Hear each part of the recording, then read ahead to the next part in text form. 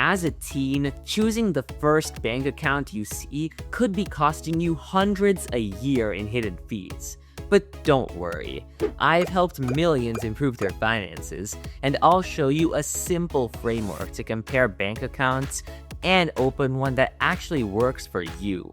The best option might be one you've never even heard of.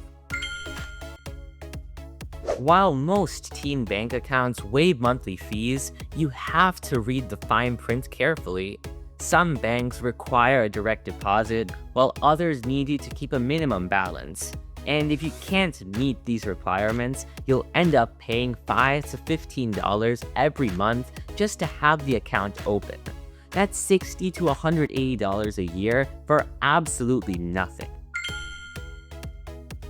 ATM Access is huge because the out-of-network fee usually runs $2 to $3 for each transaction.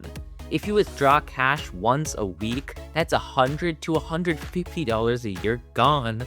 So you need to check if the bank's network is available where you usually spend your time. A big bank might have thousands of ATMs, but if none of them are near your campus or your job, that network doesn't help you at all. A bank's overdraft policy can turn your small mistake into a financial disaster. Some accounts give you a grace period or waive fees for small overdrafts under a certain amount, like $20, but others hit you with a $35 fee the moment your balance goes even slightly negative.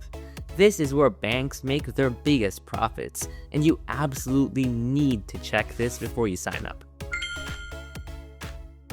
Mobile options like mobile deposit, real-time notifications, and peer-to-peer transfers are must-have features. You need to be able to check your balance instantly and deposit checks from your phone without having to step foot inside a bank branch. You'll use mobile features on a daily basis, and it'll get frustrating very quickly if the app is clunky or slow. A sign-up bonus is free money for opening an account, usually if you can set up a direct deposit or keep a minimum amount of cash in the account. Some banks offer $50 to $100 for this, which makes it an easy win if the account meets your needs anyway. The next piece connects all the dots. By the way, if this video is helping you, please like and subscribe. It helps more people find practical money management tips like these. Here's how you can actually compare accounts without getting overwhelmed. Create a simple scorecard where you list these 5 factors. Score each bank on a scale of 1 to 5, add up the total score, and pick your winner. I've created an easy-to-use template. Wait till the end and I'll show you how to get it for free. Here's an interesting twist. Credit unions often beat big banks on fees and overdraft policies.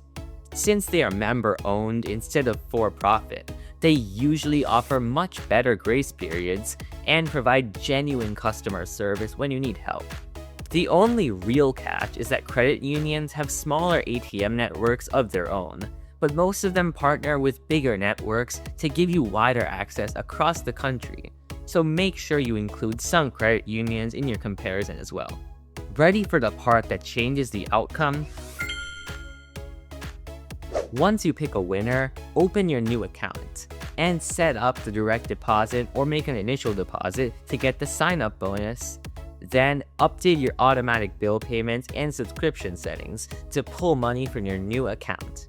Also, link your old account to the new one so you can transfer funds easily during this transition period. It's smart to keep that old account open for at least a month because this gives you a safety net for any charges or subscriptions you might have forgotten. Now, you must actually research and choose the right account. Don't worry though, if you use my completely free template, the entire process takes less than 15 minutes. Click here to get it and save hundreds of dollars.